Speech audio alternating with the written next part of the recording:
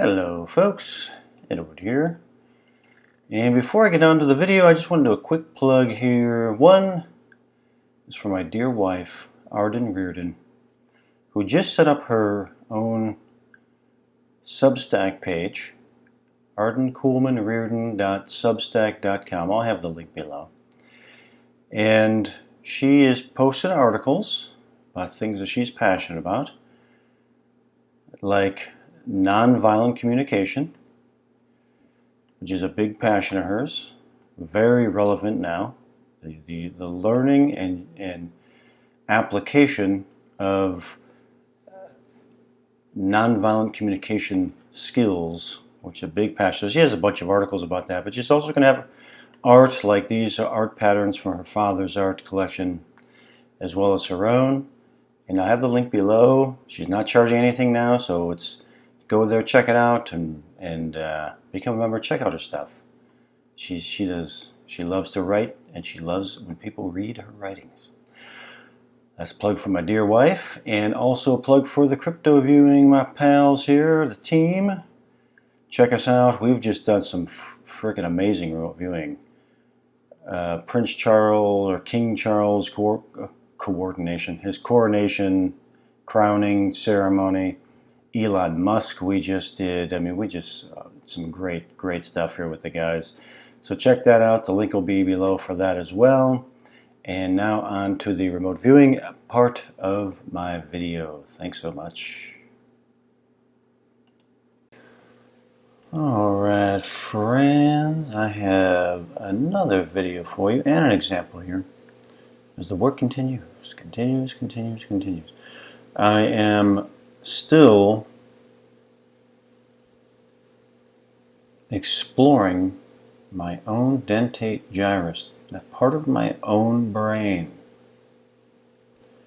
where these key things take place. And in regards to remote viewing itself, these key elements are, in my opinion, as close to the attractor-selector mechanisms as I've been able to find. In fact, this has the attractor mechanism in there. An element of the attractor mechanism is in there. And why is that so important to me? It's so important to me as an explorer of the process that we call remote viewing. Because my theory is that an element of the brain connected to the dentate gyrus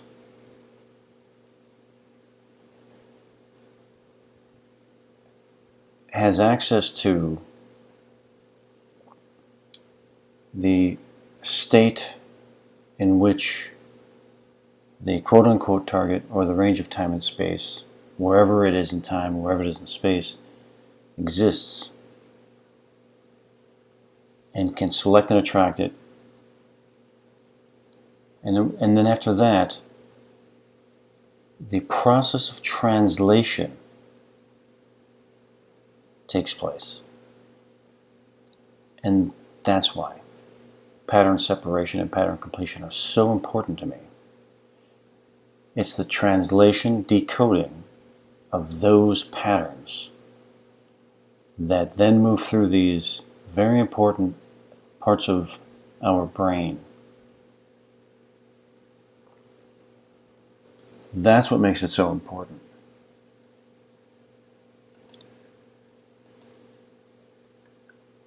Part of the dentate gyrus is this system here, the CA3 system. Okay, CA3. It's the third of three systems in the dentate gyrus. But what does that mean, CA3? Let me grab it for you. This is what it means. Cornu anumus. If you can see that, hopefully you can see that. That's what the CA stands for. The cornu anumus. This is a reference to the word corn, but this is a reference to the Egyptian god Amun, or Amen, or Amen. And that's pretty interesting. This is it right here. The reference to Amen or Amun is this ram's horn, or this horn right here. The ram's horn of Amen in Egyptian mythology. Here's an image here of Amen. But here's what's interesting. As per Wikipedia here, Amun-Ra retained chief importance in the Egyptian pantheon throughout the New Kingdom, with the exception of the Atenus, or when Akhenaten came in and changed everything out. Amun-Ra in this period held the position of transcendental, self-created, creator deity par excellence. This word right here is very interesting to me. Transcendental. When you hear if somebody hears the word transcendental, they may think, oh, the Maharishi, or they're sitting and they're meditating and they're transcendentalists. I'm not looking at that. I'm looking at this word here, trans.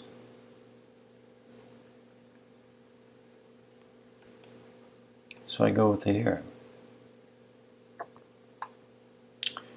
In religion, transcendence is the aspect of a deity's nature and power that is completely independent of the material universe, beyond all known physical laws.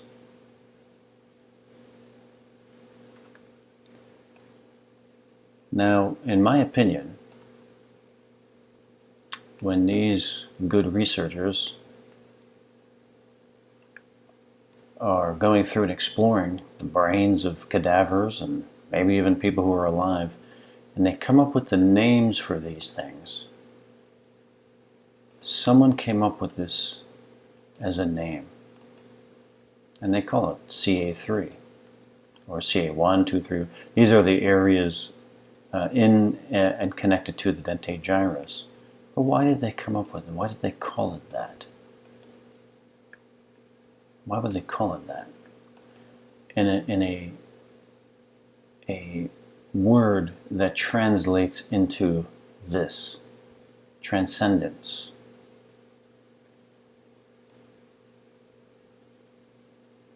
In my opinion, somebody knows. Somebody has a better understanding of the brain than most people. I appreciate that. All right, let's take a look here, because again, I'm looking at pattern separation. I'm looking at pattern completion. I'm looking for patterns as they're going through my brainstem and my hippocampus, through my dentate gyrus, utilizing these neurons that are termed cornu anumus, or the Amun, the transcendence of physical laws. So anyway, online database of targets, completely blind. I'm completely blind. I have no idea. I don't care what the target is. Again, I'm only looking for how that is going to produce patterns in my dentate gyrus. That's the only thing that matters. I don't want to solve the mystery. I don't want to do anything. All I need is to recognize when patterns are moving through my dentate gyrus. I'm looking for ones that complete, and I'm looking for ones that do not complete. take a look here. All right, so okay, this is the other thing I want to bring up. I'm going right to the board here because I had done some breathing exercises. And people have asked me, what are the breathing exercises you've done? I do Wim Hof's.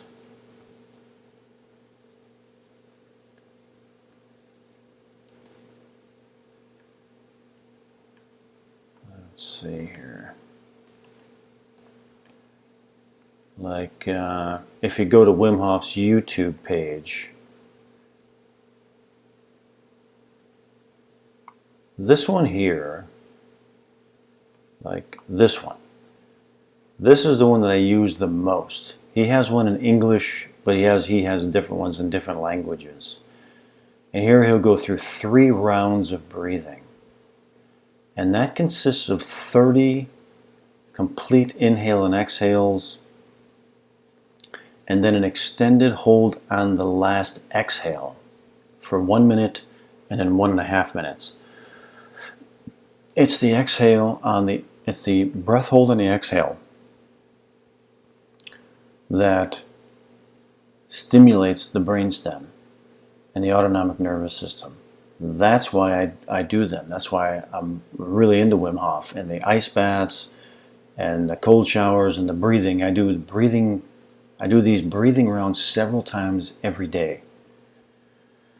If I'm doing some remote viewing or if I'm just feeling tired, I'll do a couple of rounds of them, and then I get rejuvenated. So that's the technique that when I say I'm doing the breathing rounds, I may put the video on or I may do it without the video, but 30 rounds, deep, complete inhale, exhales, all the way up to the top of your head, and then 60% X out, and then fully in, and not all the way out, but all the way in. And then on 30, you exhale out and you hold the breath. It's the exhale hold that is key. That's what I do. And then while I'm doing that, if a pattern will come in, and then I'll jump up and go to the board. I'm going to do more videos on that. I have a portable ice bath being delivered to me, and I'll do some ice baths and I'll do some videos about that. But anyway, so here that's what's happening here. I'm doing that, a pattern comes up, and I go to the board.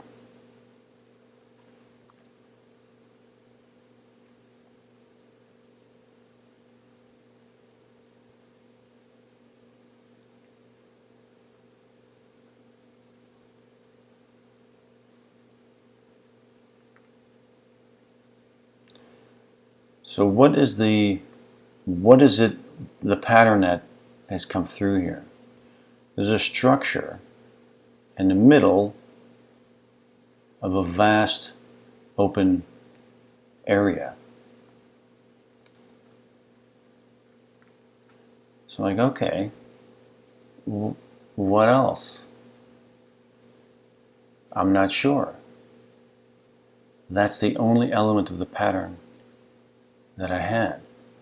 I'm going to check my autonomic system here and see if it can. I had to shake it out. And I'm not getting anything. Okay.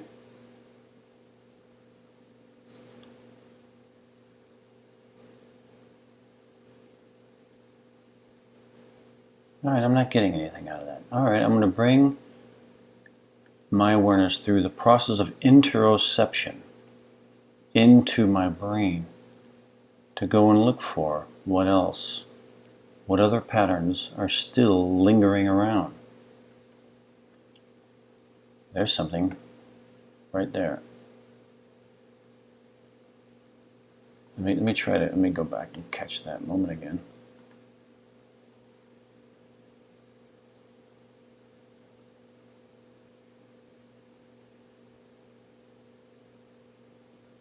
Wait a minute, where's that moment? back here.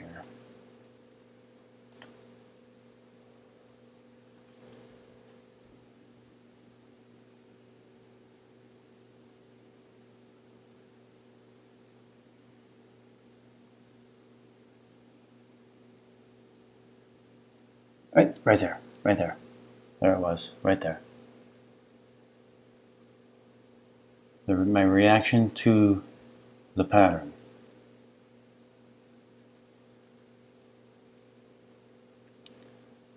And what the pattern is a bunch of circles.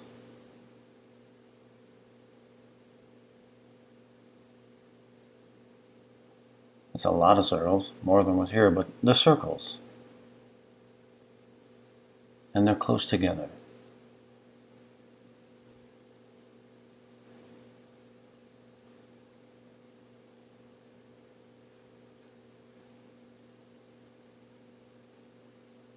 Anything else?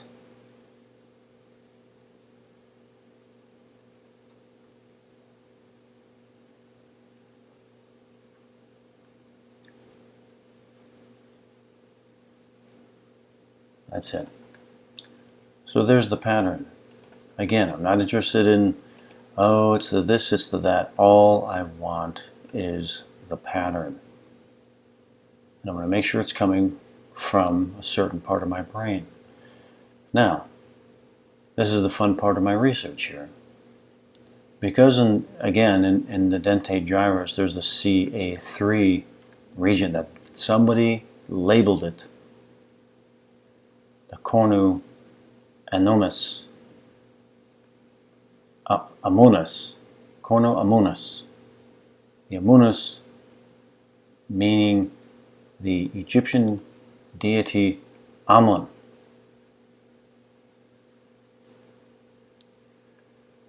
Who is the Egyptian part of the element there again, held the position of transcendental. Transcendence again. The aspect of a deity's nature and power that is completely independent of the material universe. Someone gave that to that area of the brain. And I understand why. I can understand why they did. And I agree. The more I research, the more I find the clues. So that's it for this one. Hope you enjoyed it. The exploration continues and will never end. So I hope everybody's having a great day and many, many more to come.